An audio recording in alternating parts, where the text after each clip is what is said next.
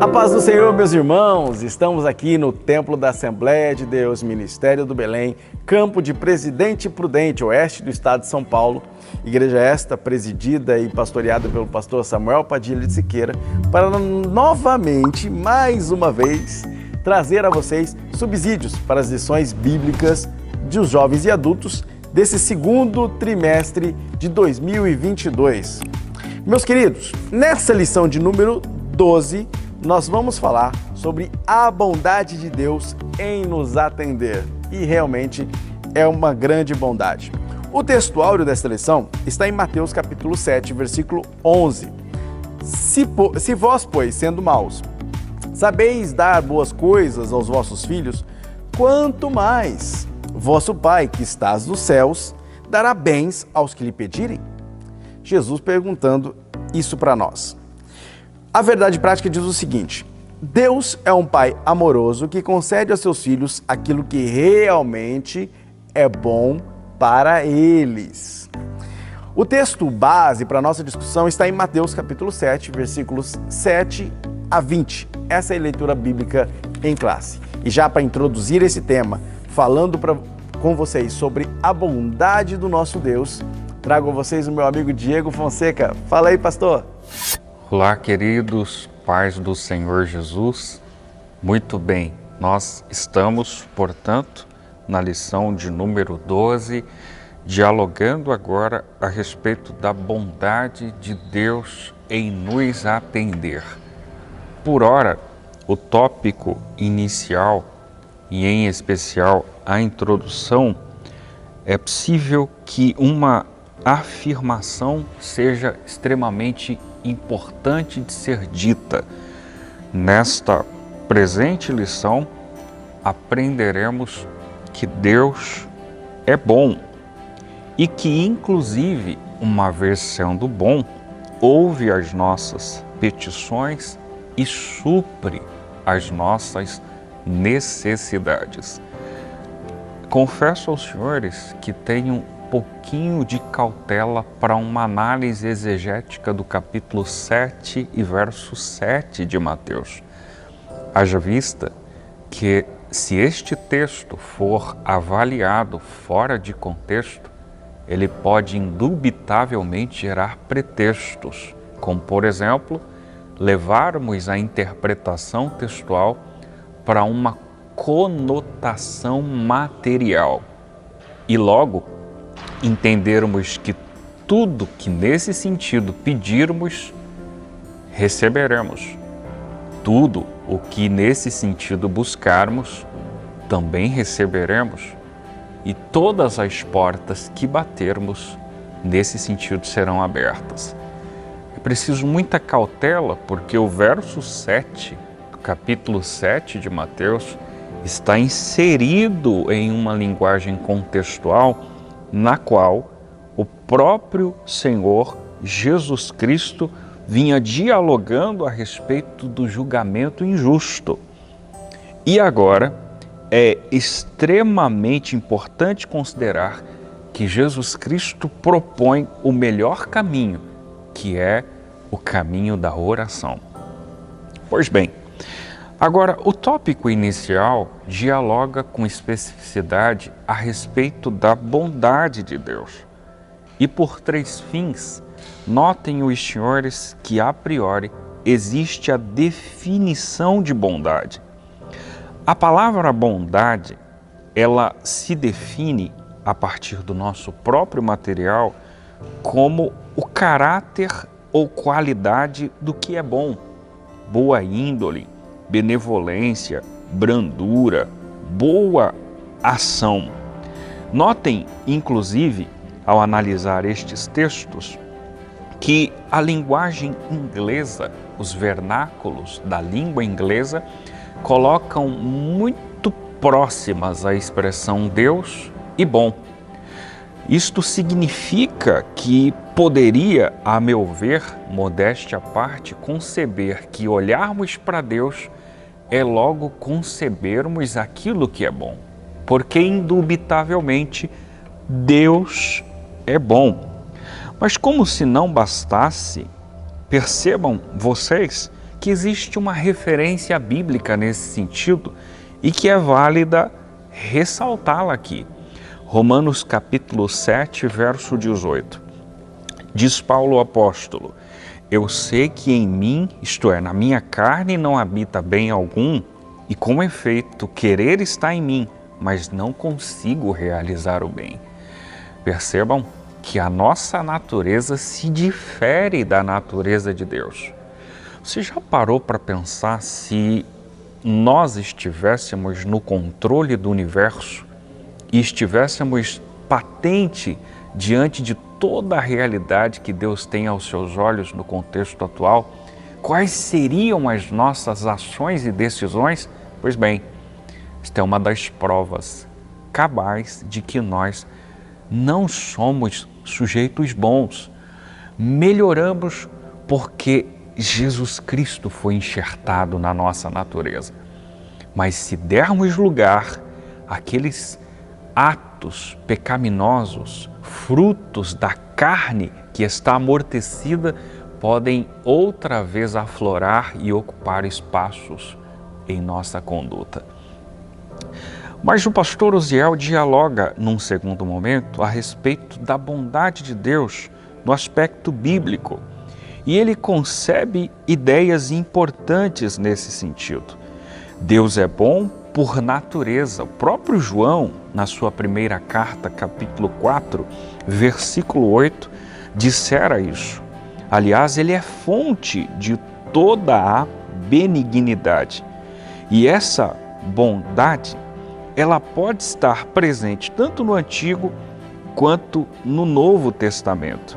Em ambos os textos, nós temos a percepção da bondade de Deus.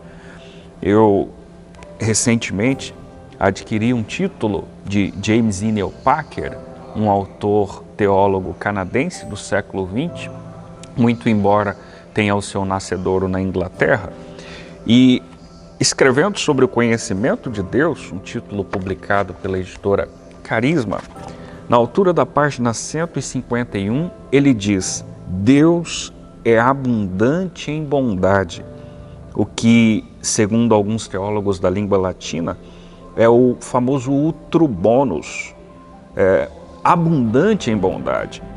Há muito tempo costumavam dizer: esse Deus é espontaneamente bom, transbordante de generosidade. Esse é o nosso Deus, que além do aspecto bíblico, vétero e neotestamentário, isto é, diversos textos reforçam a bondade que o nosso Deus tem. Num terceiro momento, o pastor Uziel apresenta a bondade no aspecto teológico. E teologicamente, o termo bondade é amplo e envolve santidade, retidão, verdade, amor, graça e misericórdia. Isto implica dizer que, nesse aspecto, portanto, teológico, não existe da parte de Deus uma manifestação casual, momentânea, efêmera, passageira. Não. Deus não é bom por alguns instantes, por alguns momentos, de quando em vez nós incorremos na fala: Deus ultimamente tem sido bom para comigo. Não, irmãos. Deus tem sido bom o tempo todo, e o tempo todo Deus tem sido bom. Essa é a análise mais sensata que existe a respeito de Deus. Quando atentamos para os salmos bíblicos, e aí um deles pode ser o Salmo de número 118, você vai ter a percepção da bondade de Deus. Aliás, se você quiser fazer essa análise, assim o faça e perceba. Dai graças ao Senhor, pois Ele é bom e a sua benignidade dura para sempre. Israel, agora diga que a sua benignidade dura para sempre. Que a casa de Arão agora diga que a sua benignidade dura para sempre. Verso 4, que os que temem ao Senhor agora digam que a sua benignidade dura para sempre. Pois é, meus irmãos, e aqui nós temos uma escolha a fazer nesse tópico. Esse tópico diz o seguinte: há dois caminhos para escolher. E aí, quando nós colocamos essa dualidade, dois caminhos para escolher, nós temos que entender como Deus faz como Jesus, né, no Sermão do Monte, faz essa contraposição entre uma porta estreita e uma porta larga, entre um caminho estreito e um caminho largo.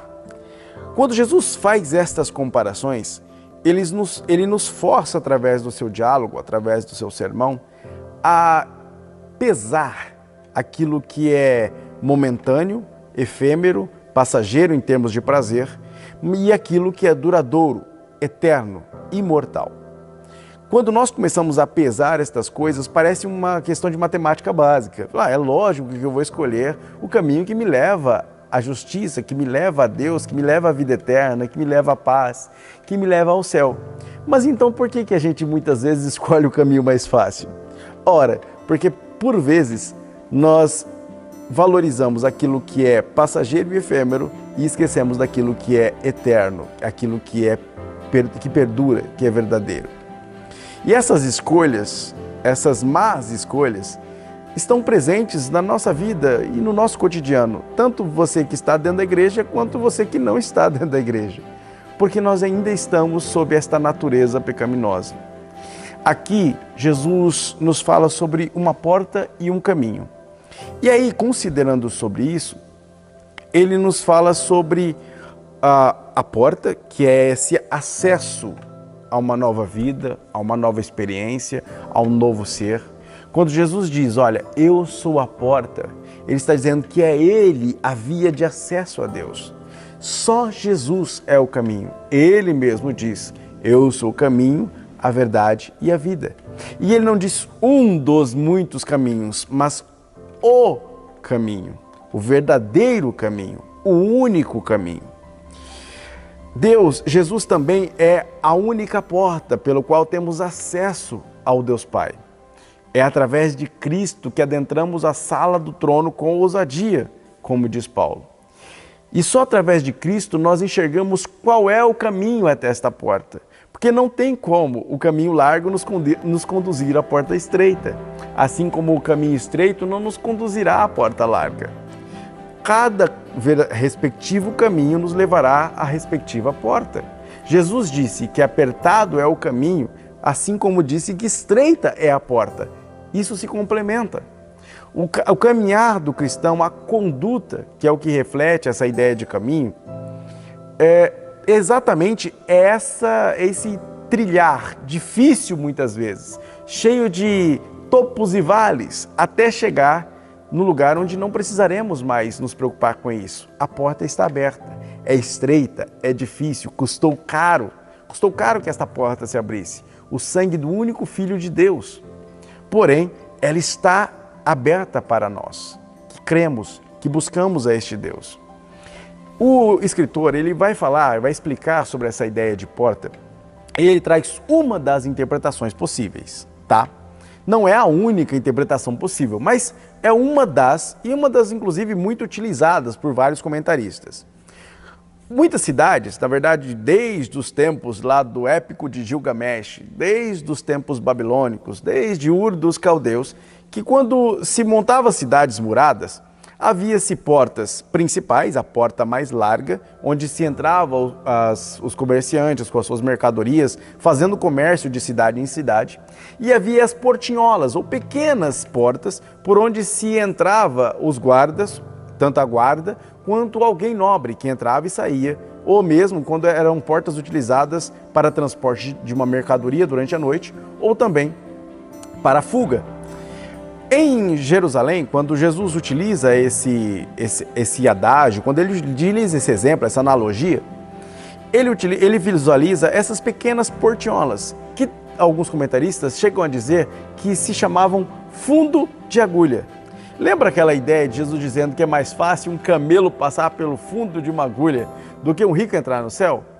Alguns intérpretes dizem que exatamente essa porta estreita que ficava do lado, que fazia com que o camelo, para ultrapassar ela, para poder entrar, para trazer uma mercadoria, por exemplo, tinha que dobrar os seus joelhos e entrar com a mercadoria por essa portinhola estreita. E que as próprias pessoas passavam por esta porta de forma estreita ainda, um pequeno túnelzinho, para poder entrar pelos muros da cidade quando os portões mais largos e grandes estavam fechados, ou por causa de alguma ameaça, ou por causa do período, que era noturno.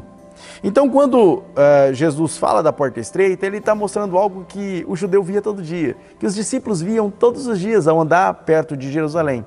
Tanto as pessoas entrando de forma apertada por essas portas estreitas, quanto o camelo tendo que dobrar os seus joelhos para poder entrar com mercadoria pela porta estreita no horário inapropriado. Se isso é realmente uma interpretação possível, eu não sei. Mas é uma boa analogia para nós entendermos essa ideia de porta estreita e porta larga. Jesus diz, olha, às vezes é mais fácil entrar pela porta larga, mas por vezes o caminho do cristão vai ser essa porta estreita e um caminho estreito. Vai exigir esforço, garra, vontade, obras inclusive, mas isso não significa que é através das obras ou da perseverança que a pessoa conquista o céu. A pessoa só conquista o céu através da verdadeira porta, Jesus. Porém, para alcançar essa porta, ele vai ter que se esforçar muitas vezes. Ele vai ter que ir atrás e perseverar diante dos inúmeros problemas e percalços que virão na sua vida. Um grande escritor chamado John Bunyan escreveu O Peregrino, é um clássico, recomendo que você leia. E se você não tem vontade de ler ou tem dificuldade de ler, o que você deve mudar, obviamente, na sua vida, mas se você tem essa dificuldade, assista ao filme, pelo menos, O Peregrino. Existem mais de uma versão do filme O Peregrino de John Bunyan. E lá você vê o que é essa trajetória do cristão, inclusive o nome do personagem é cristão, tentando chegar até a Canaã celestial. E quais são as grandes dificuldades retratadas ali e que também são as dificuldades que nós cristãos enfrentamos todos os dias para tentar um dia chegar ao céu. Nós cremos em Jesus, nós buscamos na palavra, nós oramos, nós jejuamos, nós buscamos viver uma vida reta, mas todo o tempo somos confrontados pela nossa má natureza, pela natureza pecaminosa, que precisa gradativamente ser transformada em um processo de santificação contínuo até o grande dia em que seremos glorificados. Por isso, devemos fazer o que o comentarista diz: porfiar e escolher certo. Escolher entre vida e morte, porta estreita, porta larga, entre o caminho que é mais fácil e o caminho que é mais difícil. Nem sempre a forma mais fácil de fazer as coisas vai dar os melhores resultados. Muitas vezes, para alcançar bons resultados, você vai precisar se esforçar um pouco mais, mas garanto que o esforço, ao final, vale a pena. Na caminhada cristã, porfiar, perseverar, também valerá a pena. Lembra no Apocalipse aquela cena maravilhosa das pessoas que entram com vestes brancas e aí se pergunta, olha, quem são estas pessoas? São as pessoas que lavaram suas vestes no sangue do Cordeiro. Aquelas que perseveraram até o fim. O remanescente fiel. É claro que ali no Apocalipse estamos falando do remanescente de Israel, mas também nós podemos usar analogicamente essa ideia do cristão que porfia, que persevera, que vai até o fim, não importa o quanto isso doa, mas que continua, seja andando, seja se arrastando, seja de joelhos ou seja em pé, mas permanece na presença de Deus, porque sabe que não há lugar melhor do que estar aos pés da cruz, ao lado de Jesus. Sem essa perseverança, nós não alcançamos nada eterno, a não ser perdição eterna. Por isso, continuemos, perseveremos e escolhamos o bom caminho para chegar à verdadeira vida através da única porta que nos abre até a sala do trono em acesso direto ao Pai. Queridos, atingimos, portanto, o tópico 3 do nosso material, onde o pastor dialoga a respeito da mentira dos falsos profetas. Por ora, o primeiro assunto a ser abordado é a respeito do cuidado com as falsas aparências. Nesse quesito, é válido, grosso modo, destacar alguns embasamentos bíblicos neotestamentários e recomendações apostolares que temos nesse sentido. Previamente, Eu destaco com vocês o que o autor propõe inicialmente nesse diálogo. Estes falsos profetas, além de perigosos e de seduzirem outros ao erro, são lobos disfarçados de ovelhas. Nesse sentido que nós desencadeamos alguns textos e evocamos algumas figuras apostolares que recomendam o cuidado e a cautela com estes perfis. O primeiro deles é Pedro. Na sua segunda carta, capítulo 2, versículo 1, ele dialogara que nos últimos dias seriam estes caracterizados, ou a igreja, ou os cristãos, tomados e influenciados por falsos mestres e falsos profetas. E por meio destes, os ensinos errados e as heresias viriam. Não só Pedro aborda essa ideia, como João. Na sua primeira carta, capítulo 4, versículo 1, ele nos alerta quanto à necessidade de não dar crédito a todo e qualquer espírito, a termos o discernimento, a sermos cuidadosos, a analisarmos a pessoa, o perfil, o que está sendo proposto e dito. E por ora, eu destaco também a figura do apóstolo Paulo, que em 2 momentos corrobora com estes demais apóstolos. Inicialmente, na sua segunda carta aos Coríntios, capítulo 11, verso 14, ele diz que tais enganadores lembram o que Satanás sempre fizera e a possibilidade de se tornar um anjo de luz. Não só este texto, como o verso 13 do capítulo 11 da segunda carta, Paulo diz que os tais são falsos apóstolos, obreiros fraudulentos, transformando-se em apóstolos de Cristo. Perceba o nível de criticidade, não no intuito de elevar a justiça pessoal dos que a fizeram, mas de combater estes falsos ensinamentos e heréticos. Agora, o pastor Osiel, secundariamente, indaga como detectar um falso profeta. É válido, a meu ver, entender que com essa questão ele não nos induz a termos um espírito de espionagem ou a sermos um detetive. Não cabe aqui levar o cristão a espionar a vida do outro ou a vasculhar a vida do outro. Na realidade, a detecção ela se dará na perspectiva do próprio pastor Osiel, embasado na Bíblia de estudo de aplicação pessoal, e podemos facilmente identificá-los, porque em seus ensinamentos eles minimizam a Cristo e potencializam a si mesmos. Quando você tiver a noção, a percepção de que o sujeito está aparecendo mais do que Jesus, ele está potencializando mais a sua imagem do que a imagem de Jesus, há ali possíveis aparências de um sujeito com perfil falso. A postura proposta aqui pelo nosso Senhor Jesus Cristo é exatamente aquela proposta no capítulo 7, versículo 16 de Mateus. Pelos seus frutos os conhecereis. Jesus questiona nesse texto: colhem-se porventura uvas dos espinheiros ou figos dos abrolhos? O fruto aqui é a prova essencial e natural do que a coisa é. Isto é, os ensinos e as obras desses impostores. Árvores boas dão bons frutos. O uso do espinheiro e do abrolho, feito por Cristo, é para ilustrar o caráter comprometedor deste falso profeta. A árvore, quando bem cuidada, cultivada, dá bons frutos, mas quando não, é má é podre, estragada e dá maus frutos.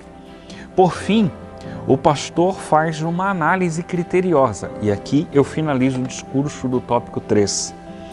Tanto no Antigo quanto no Novo Testamento, nós encontramos diversos exemplos de falsos profetas que se levantaram a fim de enganar o povo de Deus, dando vinho azedo, com muito ácido, ensinando para aqueles dias e principalmente para a contemporaneidade um liberalismo teológico, uma crença sem compromisso com a palavra, relativistas e, como bem falou Isaías no capítulo 5, verso 4, produzindo uvas bravas. E agora o pastor, mais uma vez, em geral, destaca que estes profetizam somente aquilo que as pessoas desejam ouvir, aquilo que é cômodo para os ouvidos. Eles são coniventes com as ações humanas e propõem uma vida da qual o sujeito não precisa de renúncia. Ele não precisa exibir a conduta proposta em Lucas 9, 23, por exemplo, negar a si mesmo, tomar a sua cruz e seguir a Jesus. Leve em consideração o sentido hiperbólico e metafórico do texto, mas eles simplesmente esquecem disso e permitem, na sua linguagem, que as pessoas vivam como queiram e mesmo assim simultaneamente sirvam a Jesus.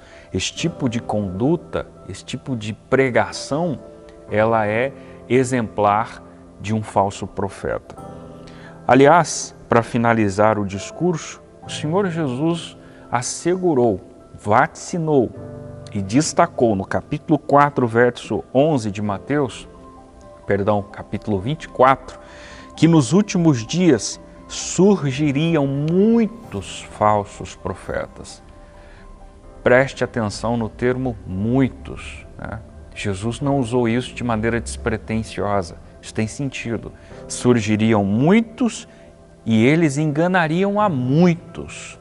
Então nós, enquanto cristãos, na altura que chegamos, precisamos ser cautelosos, cuidadosos, para conseguir analisar estes perfis e evitá-los, e secundariamente não sermos engodados pelas suas mensagens e reflexões. Tenhamos um espírito comedido, mas embora não de espião, mas de apologeta, de defesa do Evangelho, aquele que faz jus por aquilo que a palavra de Deus diz, luta para tentar vivenciá-la e faz o possível para protegê-la, haja vista que ela é inerrante, indestrutível e infalível. Meus irmãos, nós finalizamos esta lição tendo uma certeza absoluta. Deus é bom o tempo todo, como diz o filme, todo o tempo Deus é bom. E Ele é benigno, Ele é maravilhoso e nos dispensa essa bondade todos os dias. Nós já falamos isso aqui em algumas lições passadas, mas se nós acordamos pela manhã respirando, é porque a bondade e a misericórdia de Deus nos seguiram por mais um dia, pois a sua justiça deveria ter nos matado na noite anterior. Por causa dessa graça e dessa misericórdia, nós podemos caminhar sobre a terra mesmo sendo muitas vezes maus, muitas vezes errando, imperfeitos, mas é o nosso Deus que todos os dias, através do seu Espírito Santo, nos concede graça e amor para que nós sejamos aperfeiçoados dia após dia. E como diz 2 Coríntios 3,18, de glória em glória, passo a passo, degrau a degrau, nosso espelho vai ficando menos embaçado e as pessoas começam a enxergar Cristo em nós. Quando essas pessoas começam a ver, através deste vidro embaçado, Cristo em nossa face, quando nós passamos a ser sal, luz, quando nós realmente nos tornamos cristãos, aí sim nós podemos proliferar pelo mundo o ensino, o amor e a misericórdia de nosso Jesus, um Deus que é bom o tempo todo e que todo o tempo é bom. E para isso, para enaltecer essa bondade, essa maravilhosa misericórdia do nosso Senhor, quero convidar você a orar comigo, para que talvez, se você tenha visto até hoje um Deus que para você é severo, que está lá no céu, sentado num trono, com um raio na mão, querendo te matar por causa do seu pecado, eu queria te convidar a orar comigo, para conhecer um Deus que é bom e que pode tocar no seu coração agora enquanto oramos, mostrando para você o quanto Ele te ama e que Ele está pronto a transformar a sua vida de um homem mau, de uma mulher má, em realmente seu filho, sua filha, um reflexo de Cristo. Senhor nosso Deus, nós te louvamos pela Tua presença. Pai, agora, enquanto estamos falando, Senhor, toca no coração do Teu Filho. Senhor, mostra a Ele a Tua bondade, o Teu amor e a Tua misericórdia. Mostra, Senhor, que sendo um Deus justo e bom, Tu és um Deus também que concede graça e misericórdia todos os dias a nós. Tu és um Deus, ó Pai, que cuida e nos aperfeiçoa, que entende das nossas fraquezas, ó Pai, porque Tu és o Deus que veio a esta terra e que por nós, na cruz do Calvário, derramou seu sangue, suor e lágrimas. Nós te louvamos, Deus, e te bendizemos por tudo que Tu fez e tudo que Tu fazes e ainda fará por nossas vidas. Em nome de Jesus nós te agradecemos. Amém.